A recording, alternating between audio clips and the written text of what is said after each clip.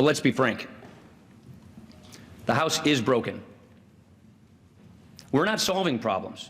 We're adding to them. We are not settling scores. We are wiping the slate clean. Some startling admissions from the new Speaker of the House today. Members elected Wisconsin Republican Paul Ryan this morning. He also asked Congress to pray for members of the other party because they're, quote, all in the same boat. Toning down the partisan fighting in Washington, just one of the topics in tonight's Point Counterpoint. We're joined by Republican strategist Matt Mackowiak, president of Potomac Strategy Group, and Democrat Edward Espinoza, executive director of Progress Texas. Gentlemen, thank you both once again for being with us. All right, let's just throw this wide open. Is this just wishful thinking, or can Ryan actually get Democrats and Republicans in the House on the same page? Ed, let's start with you.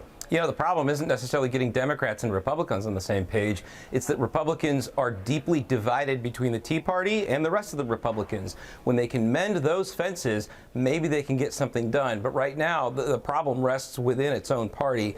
Can they cross party lines at that point and build consensus? Yeah, I think so. All right, Matt, Ed's saying, well, it's not us. He's right that Ryan needs to unite the Republican Party. You saw him get less votes against him than Boehner did. I think he's a much stronger communicator, and he understands conservatism, I think, better than Boehner did. He's going to go after the big issues, go after entitlements, go after the budget, try and get a deal with Democrats, try and negotiate directly with President Obama. We'll see if he has a willing partner in the White House. I tend to sort of doubt it. Wow, it's going to be fun to watch. All right, let's switch gears. Go through some of the highlights from last night's GOP presidential debate. This is not a cage match. And you look at the questions. Donald Trump, are you a comic book villain? Ben Carson, can you do math? How about talking about the substantive issues people care about? Of course, Texas Senator Ted Cruz lashing out at moderators in last night's debate. He said questions like that are why the American people don't trust the media.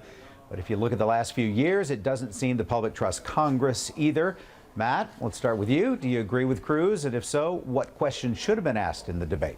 Yeah, you would expect CNBC to do a really deep dive into the economic issues. There was no discussion of China or trade. Obamacare, energy, major economic issues were totally ignored. And that was the best moment Cruz had last night. He was a clear winner. Frank Luntz, who's been doing focus groups since 1996, said it was the strongest response in his Dow group that he'd ever seen in a primary debate.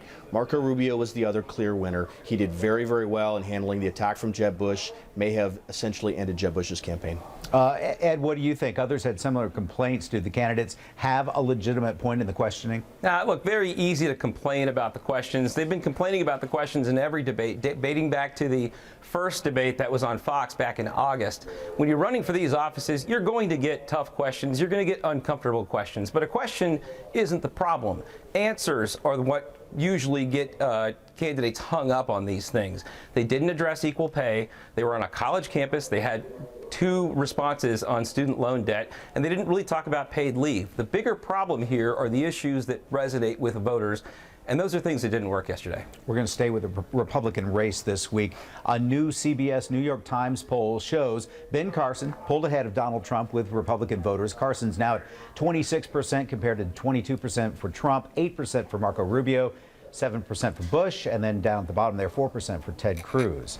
What do you think accounts for Carson's recent improvements in the poll?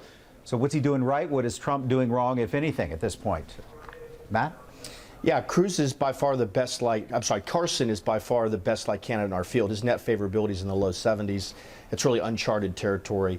Net favorability is a leading indicator. The ballot is a lagging indicator. The ballot is catching up to favorability. Carson is very well liked among Republican primary voters. I think Trump's act is wearing thin. There's no new material. He's like a comedian that's going into the same city 3 times with the same routine. He needs to add to it. But again, the winners last night were Rubio and Cruz. You're going to see them, I think, consolidate support within the establishment and conservative brackets, respectively. Ed, wrap us up. I have no idea what's happening in this Republican primary, but I know that people love Rubio, which is pretty funny because he's a first-term senator talking about hope and change. I love it. All right, Ed Espinoza and Matt Mackowiak, thank you, gentlemen, as always. Thanks. Thanks.